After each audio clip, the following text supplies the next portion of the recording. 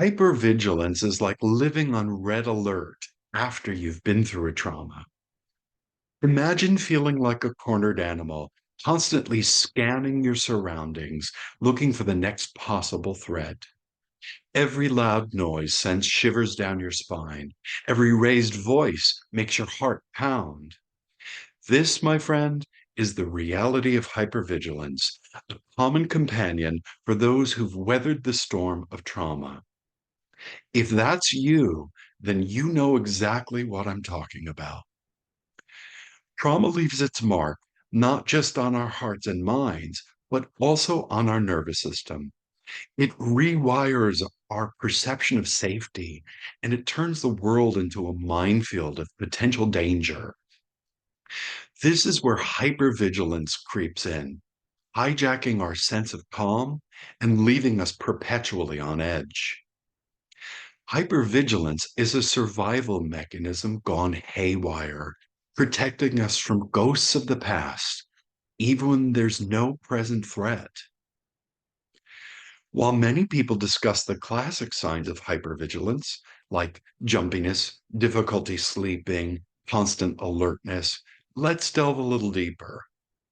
Did you know hypervigilance can also manifest as social isolation?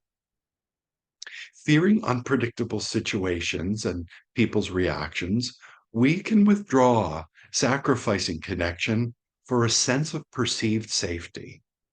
Or we remain around people physically, but we find other ways to emotionally withdraw and psychologically hide. There can be difficulty concentrating.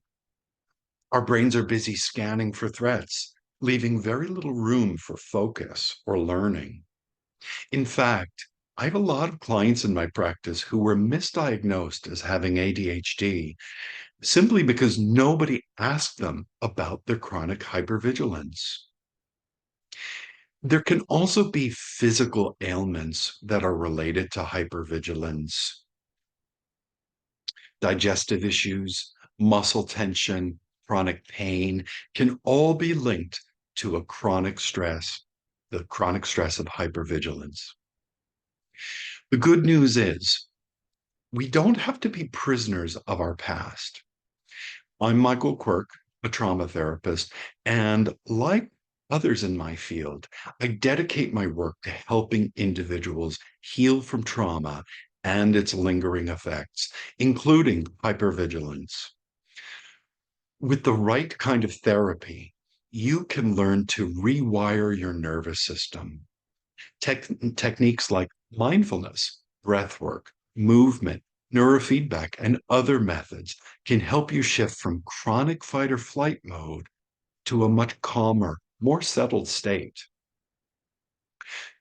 You can learn to identify and challenge old, limiting, emotionally laden, and unhelpful beliefs. You see, trauma can warp our perception of danger, and good therapy helps us step out of the old, stuck feelings of fear and see the world through a clearer and more realistic lens. You can also develop new healthy coping mechanisms.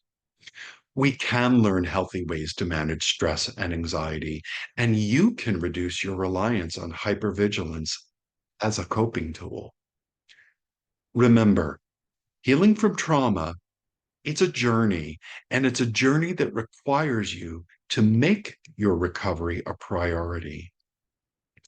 I know that sometimes you might wonder if it's even possible to resolve the impact of your past, but I'm here to tell you that it can be done.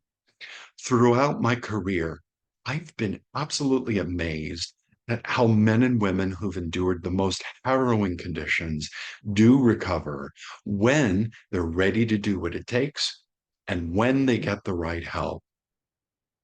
No doubt there are going to be ups and downs. There are going to be moments of progress and there will be setbacks. But with the right professional support and the right tools, you can cultivate a steady, reliable, felt sense of safety and inner peace. So, Are you ready to take the first step towards a life that's not dominated by hypervigilance? If so, reach out to a trauma therapist. It is never too late to rewrite your story, and it is never too late to find the calm within the storm. If you're ready to trade the red alert for a life grounded in serenity and well being, you can do that.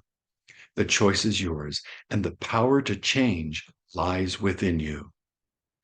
I invite you to learn more about trauma and recovery by visiting my website, www.michaelgquirke.com. Take good care and best of luck to you in your recovery.